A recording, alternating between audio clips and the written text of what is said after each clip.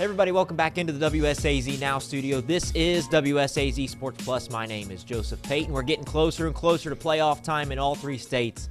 Heck of a lot of football still left to discuss and be entertained by, all that good stuff. Jimmy Treacy, James F. Treacy III, joins us up in here in the WSAZ Now studio. It is the last week of the regular season in Ohio, Jimmy, and we're just getting closer and closer to playoff time in all three states. Oh, no, you know me. I'm in shorts and short sleeve shirts all autumn long, and so from August to about now. But in honor of it getting colder, I got the pullover on today, which I'll probably have on Friday night, whichever game I'm going to. But yeah, it's a great time of the year. You got that crisp fall feel in the air. In fact, the first Friday we kind of felt that was last weekend. It was fantastic. Great weather once again. So looking forward to another pretty awesome night of weather and football here in a couple of days. Jimmy, I want to start with more of a somber note. Of course, it's going to be a little bit different in Ashland moving forward. Now, the folks over there that love the Tomcats, of course, mourning the loss of a legend, Dickie Martin, passing away. We knew that he was diagnosed with cancer there a while back, and kind of talking with his brother who was here for Studio 3 last week, we knew that things weren't going too well, and they're laying him to rest now. Man, you talk about somebody that just loved that school, loved seeing those kids succeed, and loved doing what he got to do for so many years, I guess close to 50. Yes. Gosh, just what an amazing career and an amazing person Dickie Martin was. It's probably one of those situations where if you love what you do, are you really working? It's so much fun. Kind of, what we do on a daily basis is so much fun to go out and cover these kids and see fantastic games. And he had a front row seat for almost 50 years. Of course, his dad was the play-by-play man for Ashland before he took over back in 1976. But he was one of those characters you'd always go to talk to pregame. He was always sitting around. He'd always kind of give you a nice little ribbon like, "Hey, where you been, Jimmy?" I'm like, "Well, Dickie, I'm here tonight." And even times, Tim here will attest to this, we'd show up at a game, and we have a guy, Rob Seary, who worked here for a long time in promotions, and he's a big Ashland fan, big Dickie Martin fan, and he would text me or Tim and say, "Well, Dickie's ripping you already." Pretty much like, "Well, good to see Tim here, just got here finally." But it's all in good-natured fun, and he was great at what he does. He loved Ashland, wasn't shy if he did not like the call that was made.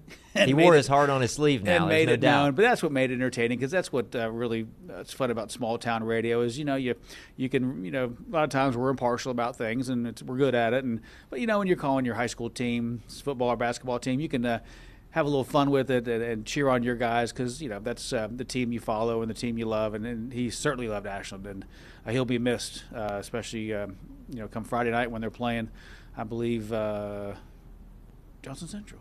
Huge game, right? Oh, my goodness.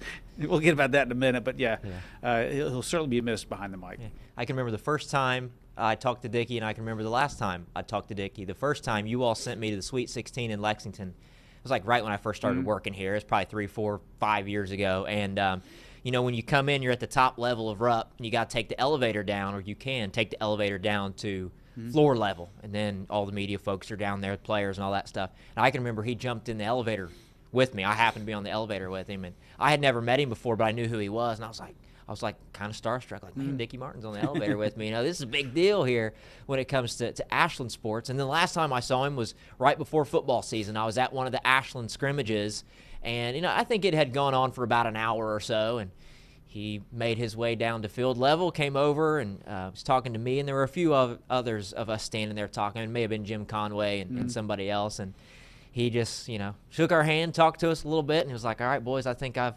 seen what I need to see. I'll see you next Friday," because I think week 1 was coming up. And so, yeah, it's just, gosh, the stories that guy could tell you about, the moments that he watched Ashland reach the top, and I'm sure there were some rocky ones in there too, but talk about somebody who's seen it all. Dickie Martin was the man. Yeah, I think the last time I saw him and talked to him was the one Ashland game I shot this year, and got there, pregame as usual, and he was sitting in the stands kind of walking, looking around, surveying the landscape, and went and did a pregame interview right after I talked with him, and he's just he was one of a kind, and he'll be missed. I just kind of wonder who's the next one to fill those shoes, because they're pretty big to fill. Yeah, you can always tell to somebody who has a job like that and they're doing their job correctly is when the kids take to them, because the youth in America, I feel like they can tell if you're authentic, if you're genuine or not. They know. And so if you would ever watch him like after a basketball game or something, I can remember after the region championship when they beat Boyd County at Moorhead last year, after the game and kids are cutting down the nets and taking pictures and kids are wanting to get pictures with Dickie, and not let him hold the trophy and stuff. And I was just kind of standing back, watching it happen. And he's doing an interview with Xander Carter, and Xander Carter's got his arm around him. You could just tell that those kids loved him. And he would always even kind of look out for me. I remember he came over to the baseline. He was like, "Who you want? I'll go get him for you." And he pulled a couple kids over to, make sure they had their moment, of course, with us as well. And so always appreciated that about Dickie, just his passion for those kids and just genuinely wanting to see them do well. And that was him for 50-plus years. Pretty amazing. Yes. All right, Jimmy. I want to talk some football. Talk about amazing. Huntington High. That was our game of the week, man. Huntington beats GW 30-10. You were there.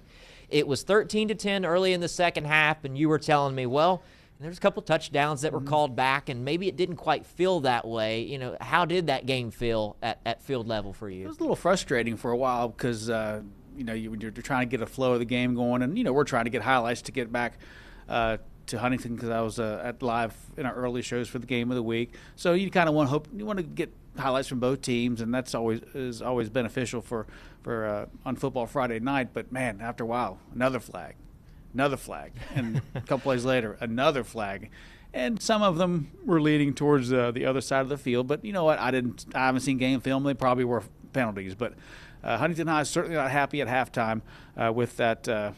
Early slim lead. I think it was 13-3 at halftime, and I think GW scored in the third quarter to make it really close. But yeah, it was Billy Seals had some things to say to anyone who'd listen as he was walking off the field at halftime. But they kind of regrouped. I saw Michael Owens, one of the coaches for Huntington High, former Marshall player at the Marshall game the next day, and he's like, "Yeah, we just, we had to fight through it, and proud of the kids because they did, and they, were getting some, maybe what they thought were bad calls, and they just, sometimes instead of just pouting about it, you just do something about it, and they did, rolling off a bunch of points later in the game." You've been very complimentary of Tavion Wilson all year long, and for good reason. It feels like he keeps getting better and better. He makes plays on both sides of the ball, 13 of 26, 190 yards, 2 touchdowns, and even had an interception on the defensive side of things. The guy just makes plays no matter where he's at and whatever you ask of him. And a lot of times, with him playing quarterback for the Huntington High this year after, playing tight end and I believe linebacker on defense, but you kind of wonder early on he was just kind of throwing short passes just to, I wasn't sure if he had an arm to throw the long ball, but game after game after game, he's throwing further and further, right on target. He had a great touchdown early in the year to the corner of the end zone. To one of his teammates, first or second quarter against GW, he'd won about 40 yards. That the receiver was taken down at the 1. So he's starting to develop a pretty good arm accuracy-wise for the long ball, which makes them even more dangerous. I'm assuming Dante Newsome was on the other side. A couple of those because he had 2 touchdowns, 6 catches for 120 yards. That's quite a pop every time you catch the football. A bunch of those were probably on that one catch. It was impressive too. But yeah, they're playing really well as they get towards down the home stretch. Of course, I saw Coach Owens. We talked about their next game, and they're going to Tennessee again. And that team, Sevier County, is kind of like GW, so they'd love to go out of state, get a win, and finish things up with 2 to wrap things up in the regular season. I know that it's not to say that these regular season games don't matter. They certainly do when you look at playoff positioning and all that stuff, and we'll see who ends up coming out of Quad A. But, Huntington High was the number 1 team in Quad A coming into that game against GW. GW had kind of relinquished that spot with their loss to Jefferson and sat at number 3. But do you think this win in that kind of emphatic fashion really solidifies Huntington High as the team to beat in Quad A? I think so. 2 weeks ago, Martinsburg really put it on Morgantown, but that was in Martinsburg. And their record isn't Martinsburg-like, where they're unbeaten and a solid number 1.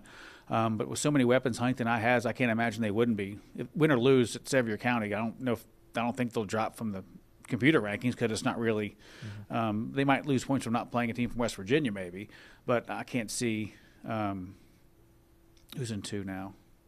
Well, I'm not sure Morgantown will jump over them if they lose to Sevier County. But, I mean, they finish up against Midland. That should be a win. Then they go to Lindsley. So you think the final 2 games in West Virginia will be wins and solid wins. So they should be the number 1 seed to start things off and have home games all the way through the semifinals. Man, even if they're a 2 seed, they'll be at home. So yeah. How good does that Martinsburg win look now? Like you said, after they did what they did to Morgantown. I know that it was back in week 2, and things could be totally different now. We don't know what Martinsburg looks like, but we knew even back then that was going to be a big win regardless of who won that thing. So let's move on, Jimmy. This was a game that you graciously sent me to. Spring Valley beats Capital 28-6. Spring Valley did what Spring Valley likes to do, and that is lean on you. We're going to run the rock right at you with guys like Cam Purdue. We're going to run it right at you with guys like Zeke Lewis. Long, demoralizing drives that they hope end up in the end zone, and most of them did. I can tell you when I got there, it was 7-6 Spring Valley, and I didn't see David Robinson Jr. on the field for Capital. Yeah. So I wondered, okay, is his knee bothering him still? And then I saw him on the sideline. He was dressed, but he did have a knee brace on. Then I was over on the Spring Valley sideline during the second half, and I asked Tim George, I said, where's number 1?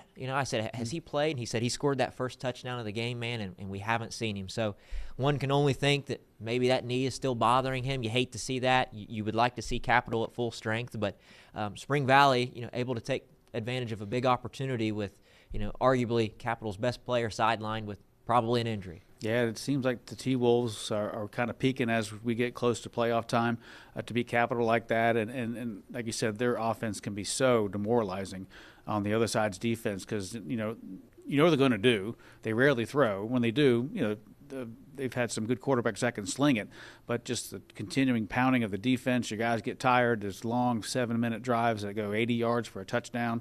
And then, their defense has been playing well. They held Capital 6 points. So, that just so tough on a defense to endure a long drive, get off the field, maybe go 3 and out, and then you're back on the field again playing defense. So, yeah, that's probably exactly why, Capital or Spring Valley won in that fashion because they have a formula, and Brad Dingus's guys work it pretty close to perfection when it's really clicking. Yeah. Another guy I ought to mention is Miguel Kane. He's another one of their running backs there, and he had a touchdown right in front of me at the pylon, and man, he took a lick right at the end of the play, and he was kind of sacrificing his body to extend it over the goal line. And so those dudes aren't afraid to take a lick if that means getting a few extra yards or getting across the goal line. It's some smash mouth stuff there at the Wolves Den, I can assure you. It's tough and dangerous. I wouldn't get in their way. Of course, I'm good on that. I'm a basketball player, but I could never handle that kind of contact. Yup. All right, Mingo Central beats Logan 48-27, so that means Mingo Central stays undefeated. It means Logan dealt their first loss of the season. My goodness, what a good football game. 48-27, a lot of points scored. Both quarterbacks lit it up. Our play of the week came from that game. What's your biggest takeaway from that result, Jimmy? Mingo Central is definitely for real. If we had a Player of the Week award that, like we do for our Team of the Week, I could imagine it not going to Jameer Knuckles. I mean, 23 of 30, 450 yards, 7 total touchdowns, 88 rushing yards. Gee, that's a pretty good night. Of course, Bam Coleman, he was everywhere too.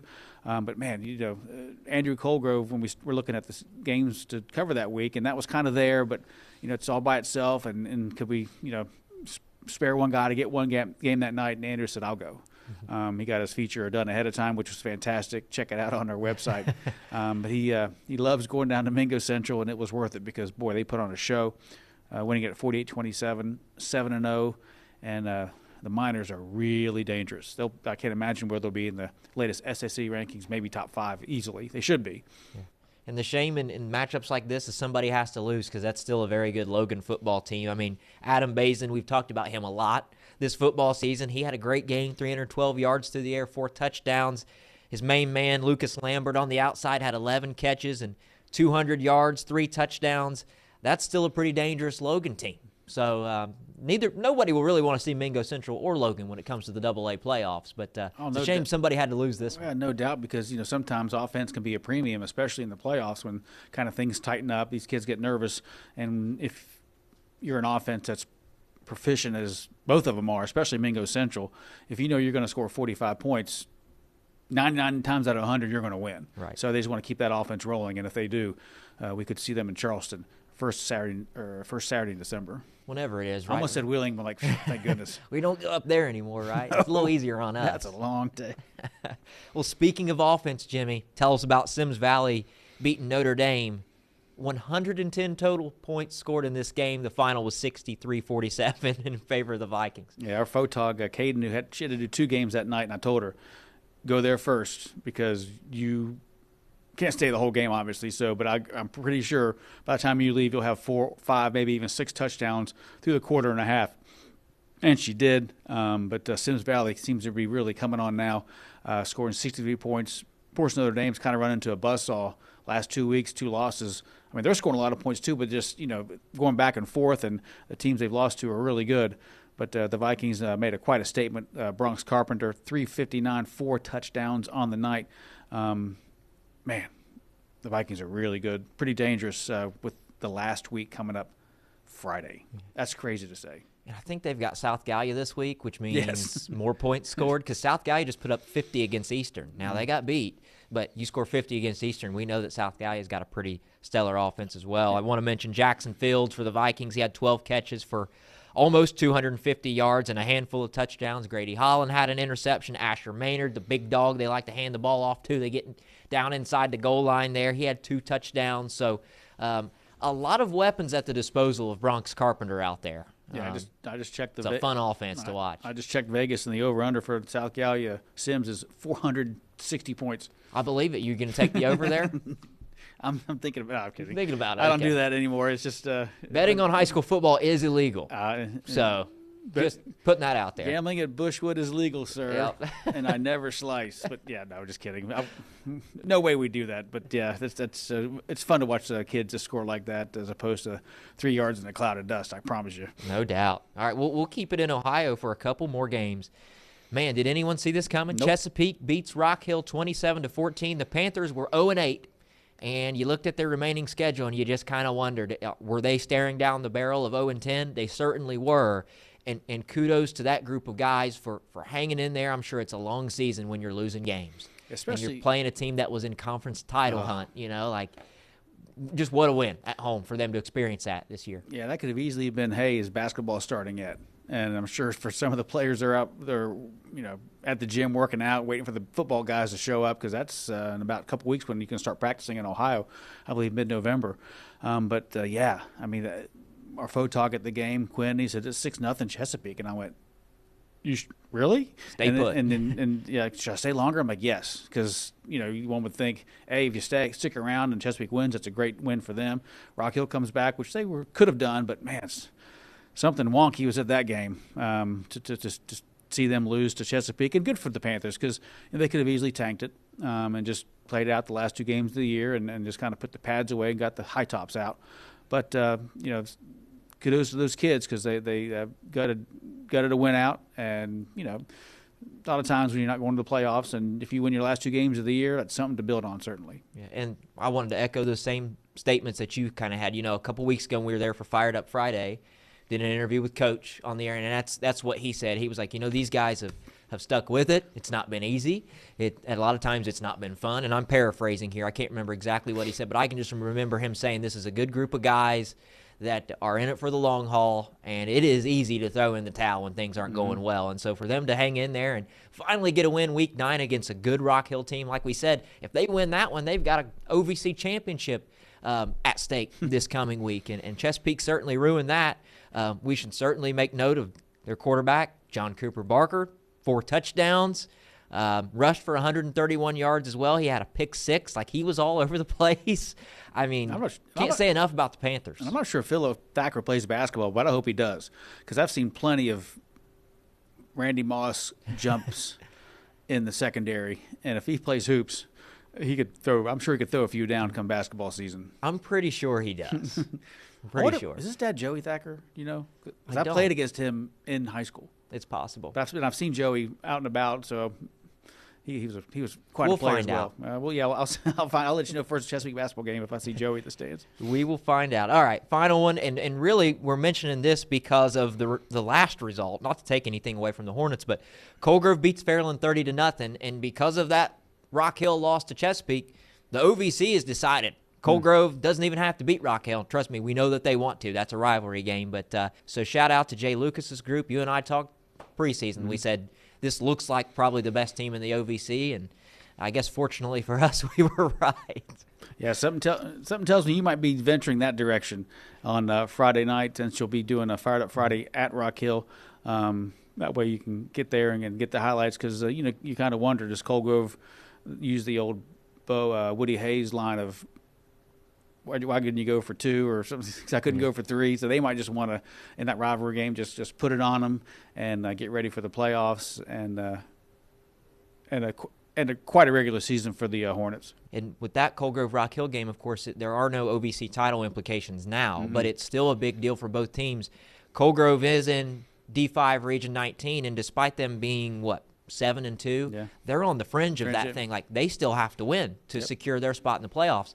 Rock Hill really needs to win, not only just for morale's sake, beat your rival, because, you always want to beat Cold Grove, right? But if they lose, they're probably looking at traveling first round of the playoffs. So if they want any chance of hosting a home game like they did last year, they absolutely have to win this game. Still a lot to play for. Yeah, knowing the state of Ohio, it could be 3 hours away where they're going, because it could be Coldwater, the defending state champs. That's a very real possibility. Ooh. Nobody wants that. No. Okay, Jimmy, we've got some additional notes. We're going to keep it in Ohio still. Jackson wins at least a share of the FAC for the 5th straight year. They beat Miami Trace. And Miami Trace, that's a good ball club. They were 8-0 going into that. Coach Andy Hall's boys playing their best ball probably at the right time here. Yeah, and I think they started the year playing a Little Miami. That was a Division I team. They won that game in a tight one, I believe. So, yeah, you want your guys playing really well with one game to go, and hopefully you can be relatively close for at least one game in the playoffs. We alluded to it earlier. I mentioned that South Gallia put up 52 points on Eastern, but that's not even the blurb here. The blurb is Eastern beats South Gallia 71-52. How many touchdowns did Eric Manley throw for, Jimmy? 10. And that's not the first time. Of course, I wasn't there, but that's not the first time we've seen someone throw 10 touchdowns in a game. The one I saw in person was J.R. House state title game. Oh, wow. Late 90s. That long ago in West Virginia, huh? He threw 10. Yeah. They proclaimed this ties an OHSA record. We're going to have to figure out who did it in Ohio, because that's a crazy number. And then, of all the great quarterbacks in Ohio, to have that record is amazing. It's probably somebody like Bobby Hoying or Todd Beckman, Braxton Miller, who knows, right? His wide receiver, Boston Webb, we told you last week how good that guy is. He did set an OHSA record. He caught 7 of those touchdown passes. Man, that's wow. Eastern is scary good with one to go. Now we'll go back to West Virginia, Jimmy. Cameron Sloan, Tug Valley, he had 2 pick sixes in the same quarter. I'm not sure if that's a record, but I can't imagine it not being one. He also returned the opening kickoff to the house, pick 6 on Mount View's first 2 plays from scrimmage, 3 TDs in the first 46 seconds of the game. That's what's great about this covering sports. I mean, you can't make this up. If I'd have told you 2 pick sixes, 3 TDs in the first 46 seconds, no chance. But that's what's fun about it. What do you think's going on in the mind of Cam Sloan there? You return the opening kickoff. Okay, first defensive play from scrimmage. Boom, pick 6, gone. Next one, boom, gone. You couldn't tell me nothing. I would think I'm about to rush for 300 yards. It's just like the stars have aligned for me tonight, and I'm about to put it on this other group. Man, I mean, what a day. He must have been absolutely in flow state, as they call it. I just wonder how many more times Mount View threw in his direction. Probably none at all.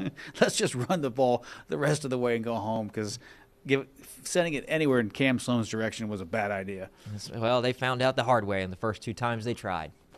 All right, and then we'll go to Kentucky. Lawrence County continues the big year that they've had, 35-0. They are district champs for the 7th time in school history. I told you last week, man, we're going to have to go see these guys some more, especially come playoff time. I think they're going to be hosting a couple now because they've won so many games. But I think this Bulldog squad could make a little bit of a run. Yeah, we're home. They're home this weekend. And I've yet to kind of sit down and really look at what we got, and I think we have a full complement of 8 Votogs Friday night. So somehow we got to get to that game, because McGoffin County, I believe, coming to town. I think so. McGoffin County, they're in our market too. Haven't got a chance to do them a whole lot, so that might be one where maybe we hit Ashland Johnson Central first, and on the way back, pop on over to the Bulldog country and see what Lawrence County and Magoffin are doing. Well, that is a great segue, Jimmy, into the games this week. Full disclosure, Jimmy, Keith, myself, even though I don't really decide it, but as a whole, we have not decided on game of the week, so don't put any stock in the order of where we put some of these games. Yes, but we are going to start with Ashland Johnson Central. There are about 3 of them I'm struggling in a good way. There are 3 I'm struggling with to get to. Great problem to have, man. If this was the Kentucky Derby, Ashland Johnson Central will be leading by a nose in the final furlong, just because look at the numbers. I mean, 6-2 are the Tomcats. Johnson Central been pretty dominant at 9-0, playing down in Johnson Central. Keep in mind, I mean, Ashland pounded Boyd County pretty good. Boyd County lost to Johnson Central by 7. So is that a game where this could be much closer than people think it will? Because, I mean, when you're Cam Davis and you score 4 times against your rival, you got to think Johnson Central is going to key on him big time. Yeah. And I understand that the Golden Eagles like to run the rock. And it's no mystery when you show up. It's not a surprise. This is what we're going to do, and good luck stopping it. That's kind of what they like to do. So, you feel like this thing will be won or lost up front. Will the Tomcat D-line be up for the challenge? Like you said, Ashland's going to run the rock with their horses too. So 2 can play that game. It's going to be fun. It's going to decide the district. So that's built into it for some excitement as well. The Tomcats have won 5 in a row since, I believe that lost to Lawrence County. So they're playing some really good football. Johnson Central just put it on Greenup, so we know that they're still playing well, just like they have been all year. And the last 2 matchups in this thing have been real close, Jimmy. Tell us how close they've been. 8 points combined, so these 2 teams definitely close in talent, and there's a lot to play for, especially with the second to last week of the regular season. Like I say, for every game of the week, if this ends up being the game of the week, get there early, because when you go to Johnson Central, there's 2 ways in, north and south, and find a good parking spot and buckle in for what should be a really great game, and stay away from that little daggone cannon. You got to keep your head on the swivel. Boom! I was too close one year, and I couldn't hear out of my right ear for about 36 hours. You may have permanent damage. No, I can hear fine. What? You think it's good? Right. No, it was. But I got up. Bell tone in here. I got up and I'm like, I can't hear. I was a little nervous till the next day, and I could kind of hear the boss, talking to me. Well, that's a good thing. You got to at least be able to follow orders, right? Yeah, she gets mad when I say what, more than once. Let's go to another game that certainly has Game of the Week written all over it, whether or not it is. Huge rivalry matchup in Logan County. You got Chapmanville Regional and Logan. Of course, Chapmanville, after beating Wayne last week, they are 7-0. Logan just lost that game to Mingo Central, as we mentioned. We still say that is a very good football team. The Tigers have won 3 in a row in this thing, Jimmy. And for that horse race analogy, the team from West Virginia, the game from West Virginia, is right behind the Kentucky game, because man, that's another one that they're separated by, I believe, 12, 15 miles, and it's going to be bonkers there. It's going to be loud. It's going to be crazy. I'm sure all around there'll be people watching. I know Logan is one of those fields where it has the field, the track, and then a fence you can see through. So I'm pretty sure that whole out part of the fence line is going to have plenty of people looking through it and seeing what can happen, because that standing room only will be required at that game. You know what's great about rivalries like this one is there's so much overlap between the school districts, like just in terms of I bet there's teachers at Chapmanville that went to Logan, and people that graduated from Chapmanville are maybe they've moved, they send their kids to Logan now, and you just know that there's a lot of talk happening, and it's probably a lot of good-natured stuff. And man, they've been talking about this one all year, just seeing how good both of these teams have been up to this point. Yeah, whoever we send to that game, it's like find a parking spot as best you can, and make sure you look around and you cannot get blocked in, because you want to get out of there, because it's going to be so packed. A lot of times, games like that, people will say, "I think I'll park right here." Where? Right in front of the news car. Yep. You could write a dissertation on that experience this past week, right? That was fun.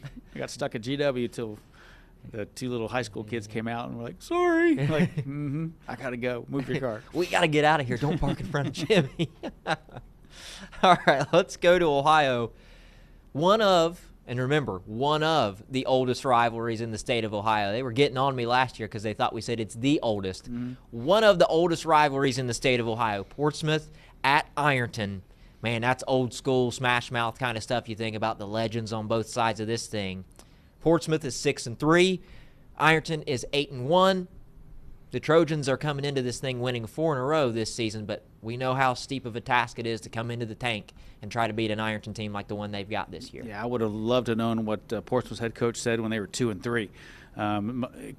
Just all of a sudden to flip the switch, win 4 in a row, it will be tough, obviously, to win at Tanks Memorial Stadium against Ironton, who is just loaded with talent. But, at least they put themselves in the spot to do it. And this game is for something for them. So they're going to play hard. But Ironton, they have always had plenty to play for. They never want to lose at home. Basically, never want to lose at all. But when you're at home, you want to win at Tanks. A win could propel them to number 1, and that is super important when you're going to be home for a while in November. Yeah, the playoff points and that metric, that algorithm, it's a little over my head. But when I was looking online at it, it looks like there is a possibility that if Ironton wins, they could jump over Wheelersburg at the number 1 spot. I don't know what all would have to happen with that. I really have no idea. But regardless, there's not much of a difference between the 1 and 2 seed in the current format. I will say Portsmouth would absolutely secure a playoff spot if they win. It doesn't necessarily mean that they are fully out of the playoffs if they lose. But if you lose and it's no longer in your control, you got to hope the teams behind you lose as well. So we will see. Something else I'll say, Jimmy, is a lot of the younger Ironton folks, and when I say younger, I don't mean people younger than me. I'm talking about people that are also my age. But they would, a lot of them, if you said, "Oh, who's Ironton's biggest rival?" they'll say Wheelersburg. The old heads in Ironton will tell you, no, it's Portsmouth. I know you don't like Wheelersburg, but it's Portsmouth. So a lot of history in this matchup, and anytime they get together, regardless if one team's awesome, if they're both awesome, if they're both not any good, which is hardly ever the case, certainly worthy of talking about. So that will be fun. My son calls me old head. Does he really? Does he call you Unc? No. He has to call you Dad. Oh yeah, he's it's always been Dad, but I went out somewhere and for his girlfriend's surprise birthday party, and I think he used the word, "Dad, you'll be the old head coming tonight." And I'm like, that's fine. What's that even mean, though? Who knows? I mean, like you're the smartest person there? No, it's probably anyone over 50. All right, well, whatever. He's a piece of work. I've only got a month or so left of my 20s. Does that count? Am I old head after that? You're not old head till you're 45. All right, well, I'll let you be the arbiter of that for us. Big game in Scioto County. Portsmouth West at Wheelersburg. I feel like the last few years this matchup has decided that side of the SOC. Portsmouth West is 5-4 in this thing. Wheelersburg, of course, 9-0. We know how dominant they've been. But with the Senators being just 4-1 in conference play, that means if they beat Wheelersburg, they would share the conference crown with the Pirates. Yeah, Senators with plenty to play for. Just to win that game would be massive for them. They're number 9 in the region. A win gets them into the postseason, which I'm sure they'd love to get at least one more game. But the Berg has plenty to play for, if not more, because they want to try to lock in that number 1 spot. I can't imagine if Wheelersburg and Ironton wins, Ironton jumps over Wheelersburg. But, it's computers, anything can happen. But no doubt Rob Woodward's teams want to put it on them early and get to 10-0 and go into the playoffs. I believe that probably would secure a bye. For Wheelersburg? Oh, yeah. I believe they've actually already secured a first-round bye. I think they're top 4 no matter what. That's good. But, of course, you don't want to go into the playoffs on a loss, do you? No. You want to be 10-0. You don't want to have a bad taste in your mouth starting out the playoffs. So always plenty to play for. This is also one of Wheelersburg's most played opponents. Yeah, I think this is like the 78th time that they've played, something like that. Let's see, 50, 77. So this will be the 78th meeting. Man, that's Pirates amazing. are it's amazing some of those schools have been playing each other for that long. This day of consolidation, that they're still kicking and they're still having some great football. The Pirates have dominated it. 48 wins, 27 losses, and 2 ties. We don't do ties anymore except for soccer season, but knowing what I know about the Wheelersburg soccer team, I don't think they tie very many times either. This last game snuck up on. Yeah, this last game snuck up on us. This was kind of. I didn't even really look at the schedule yet in earnest, but man, East Carter at Russell, on a normal week that could be game of the week. And I believe with both teams 3-0 in the district, this should decide it. wouldn't you think? No, definitely. It should be a district title game for them. Russell did beat East Carter last year, 23-14. We also know how good East Carter has been this year. I think their lone loss is Belfry. We know how good Belfry has been. Mm-hmm. So we know how good Landon Yoke has been. He's been unbelievable, arguably the best running back in East Carter history. So they're going to have to ride that dude if they want to beat the Red Devils. Big game. They have him at Russell, too, so you know the crowd will be out there. The student sections are going to be quite animated. Shirtless. Hopefully, see, with it being the 60s, they'll still be shirtless. So that should be a fun one to go. I might let's see here. Let's see. Figure out who we can get to that game. Portsmouth. How about Joseph? Portsmouth at Ironton.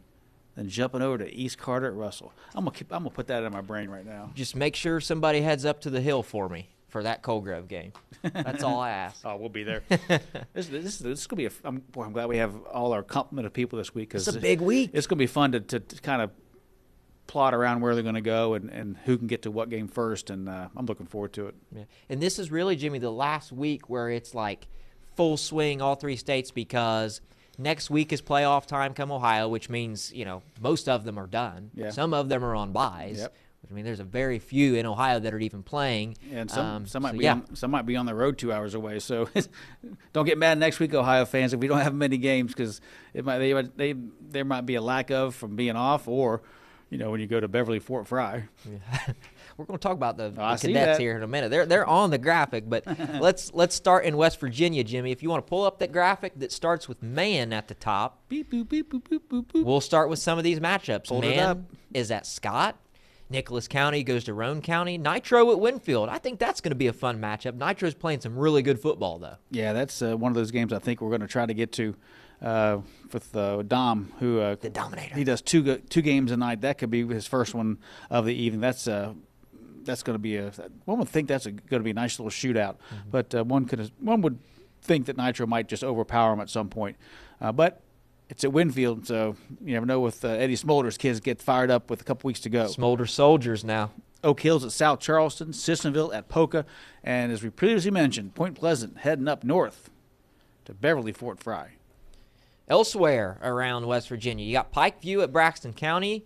Cabell Midland plays Fairview, but this is that the same Fairview that played Fairland?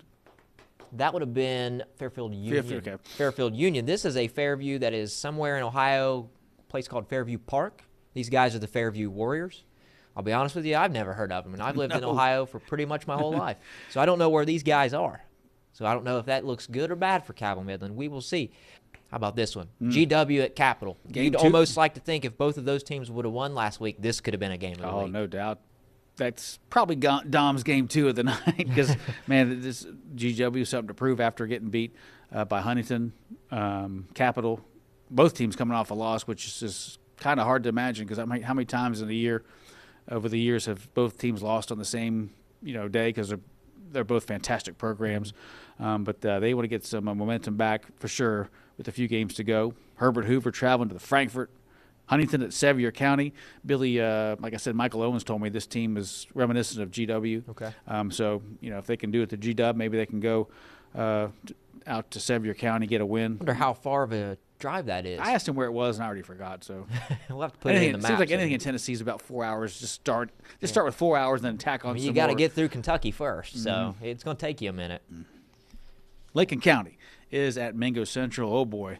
That might be a game where you just kind of play your starters for a little bit. With the way Mingo's been playing, yeah, and I love our folks at Lincoln County now. I really do. Oh, no doubt. Great people, but, they're just having a rough little rebuild right now, but they'll get better.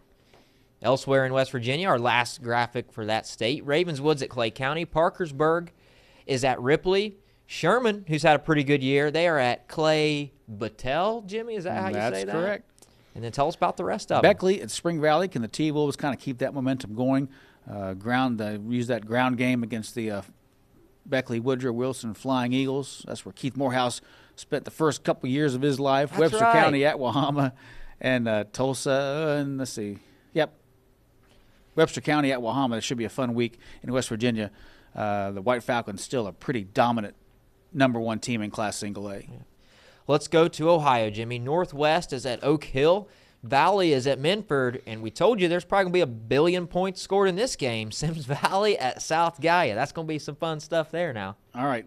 Not that we're wagering, but I'm going to just – This is what we're doing now. Let's just say I think there might be 85 points scored in that game. By one team?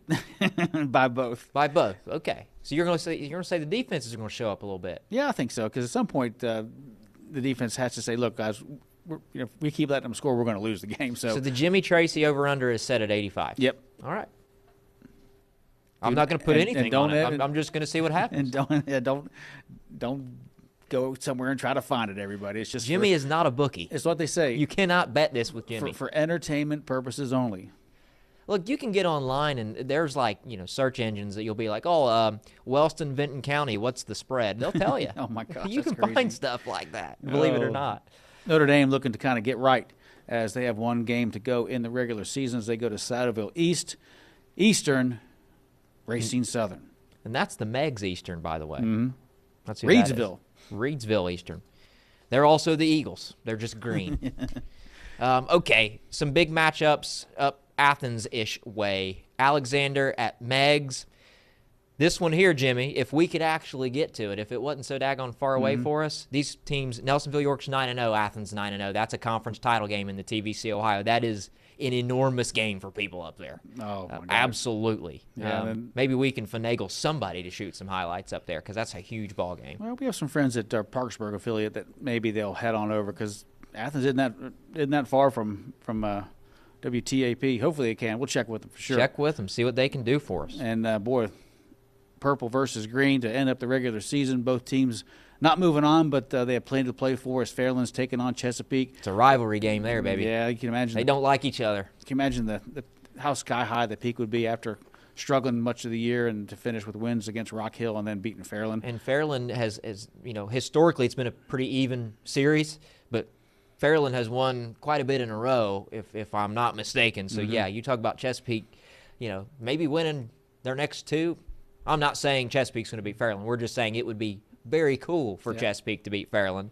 But, Fairland and Mike Jackson's crew, they don't want to do that. You think, we're not losing to Chesapeake to end the year. I'll guarantee you he's not guarantee you, but I'd bet that he's just not showing any film of previous games. Nope. So guys, you look at what they just did to Rock Hill. That's the team we're going to see, and they could easily come back and they could easily beat you if you don't perform. So Mike's going to have them raring to go. Another rivalry game up on the hill. We will be there in the morning. We told you Colgrove really needs a win to secure a playoff spot. Rock Hill needs to win to really just try not to have to travel 3.5, 4 hours for a playoff game next week. So Colgrove, Rock Hill, that's going to be fun. Gallia Academy goes to South Point, and Chillicothe goes to Jackson. There you go. How about Kentucky? Shelby Valley at the Belfry Pirates. Pike Central taking on Betsy Lane. And Fairview having a pretty good season as they are traveling to Paris, who just lost pretty handily to Raceland. Bath County, who has one of my favorite logos, there's something about it. I just think it's cool. They go to Fleming County. Not County Central goes to Floyd Central. Rowan County goes to Greenup. And then finally, a few more, Jimmy. Holmes at Lewis County. McGoffin County at Lawrence County. Pikeville at Hazard. Yep, That'll be fun. Yeah, I'm pretty sure we'll have that game. Our friends at WYMT no doubt will shoot that game, so we'll see if the Pikeville Panthers can keep on rolling as they're gearing up for a playoff run, I'm sure. Prestonsburg at Martin County. Raceland traveling out to Nicholas County. Not sure where that is, but I'm sure it's west. And West Carter is at Morgan County. Man, it's amazing. We were talking about this back in early August, mid-August, and all of a sudden it's here. I'm starting to get sad that it's winding down. I hate that this week in Ohio, it's a lot of teams' last game. I hate that. We say it every year. Football season flies by. Yep. We have a lot of fun. We're going to miss it once it's gone, but at least basketball will kick up. I wanted to give you another opportunity, though, Jimmy. This Friday is not our Halloween show. No. But the Halloween show is coming, and it's going to be a big day. It's going to be a big day in terms of Fired Up Friday. We'll get to that next week. It's going to be a big day on Football Friday night. So I wanted to give you the opportunity once more to address maybe our younger viewers, the ones that we might see that night. what you need them to do on Halloween if they happen to see somebody in a blue shirt and a camera in their hand. If you want to be on TV and make it known, bring out your best costume, make it fun, make it entertaining. That's what's great about having the football show right around Halloween, is that sometimes the setup shots can be just as exciting as the highlights. So make it fun, have a blast. I mean, you're in high school, you're not trick-or-treating anymore. So if you do it the night before, come on out and make it fun and entertaining, because we'll put you on TV if the costumes are good, and a lot of times they are. Do you pass out candy, Jimmy? No, we're on a side street in Huntington, and no one comes to your door? No one comes to our door, and that's kind of been the case for the longest time. They'll do the avenues, but sometimes, for some reason, the streets aren't very well traveled. So, honestly, most nights, I'm working. So Aaron's kind of sitting there and just at some point just turns the lights off. But I'll do my pumpkins. I'll carve 3 or 4 pumpkins to put on the patio. Have you figured out what you're going to carve? No. You're not a pumpkin painter, huh? You're a carver. No. Now, one of the kids did paint a SpongeBob pumpkin. So I thought, well, I could do Patrick, Sandy Cheeks, and Squidward. And then, but now poor SpongeBob's head's caving in for some reason. Yeah. So you can add a plankton in there, maybe. I don't know if you can get a plankton template to carve out. Patrick Star, over my 55 years of life, is my favorite cartoon character. You like Patrick Star? Oh, he's so funny. He's a good guy now. Maybe next week I'll send you some pictures of some of the ones I've done over the years, and you might be surprised. I did one Star Wars set of pumpkins that took forever, but it was worth it. Yeah, I can't remember the last time I messed around with the pumpkin. We used to paint them because it was less messy. I'll try to do at least 3. 3 a year? We'll toss up a picture of some of your carved pumpkins on the show next week. I got plenty of them on my phone. We'll do that. I do think, while I am too old to trick or treat, I think I'm going to kind of dress up. I found one of my childhood plastic Ohio State helmets that you can throw over your head, and I think I'm just going to put a jersey on and put that helmet on. It looks ridiculous because it's plastic, and just walk around with my niece and nephews when they walk around the south end of Ironton trick-or-treating that Thursday. Yeah, trick-or-treat's so much fun. And one year I was Ace Frehley. Moment of silence for the spaceman, as he is no longer with us. Hate to see it. And there is pictures of me in the makeup somewhere at my mom's house and my mom and dad's house. I'm not sure if those get unearthed. We need to see them. I might see if she can find it and send it to you, because it's something else. 8-year-old Jimmy dressed up as Ace Frehley. Well, you find them, send them my way. I'll ask her tonight. I'll add them to the system for us. All right, Jimmy, say bye to camera 4. That's James Francis Treacy III, folks. Absolute legend, joining us up here in the WSAZ Now studio every Tuesday. Monday for us, of course. We'll let Jimmy get out of here. I'll go ahead and finish up the show. Thank you, Jimmy. Anytime. See you next Monday. Always want to thank Jimmy. 9 o'clock. 9 o'clock, new time. I'll miss it on Tuesday night. I'll be at Marshall basketball, which, by the way, you mentioned. Oh, my gosh, basketball starts soon. And we'll be talking about that up here, too. We'll figure out whatever we're going to do with these shows once high school football's done. But we'll continue to hop up here and talk stuff. Yep. So, thank you, sir. I'll finish out the show here. Remember to go follow WSAZ Sports Plus on whatever social media platform that you're most comfortable with. We're on TikTok, upwards of 1,500 followers on there right now. We are approaching 1,000 followers on the Instagram account. I know that some of you out there probably have thousands of Instagram followers, but you know what? We just started this thing a few months ago. We're upwards of 800 followers on the WSAZ Sports Plus Instagram. Remember, there's always highlights on there, whatever else we decide to post. Clips of the show, me and Jimmy talking, Keith and I talking, so you can follow us on there. Apple Podcasts, Spotify, and of course watch the stream. We would appreciate that. It looks good to management. They really enjoy that, to see that you guys are watching the show. So with that said, we will see you same time, same place, 9 o'clock, right on the WSAZ app next Tuesday. This has been WSAZ Sports Plus.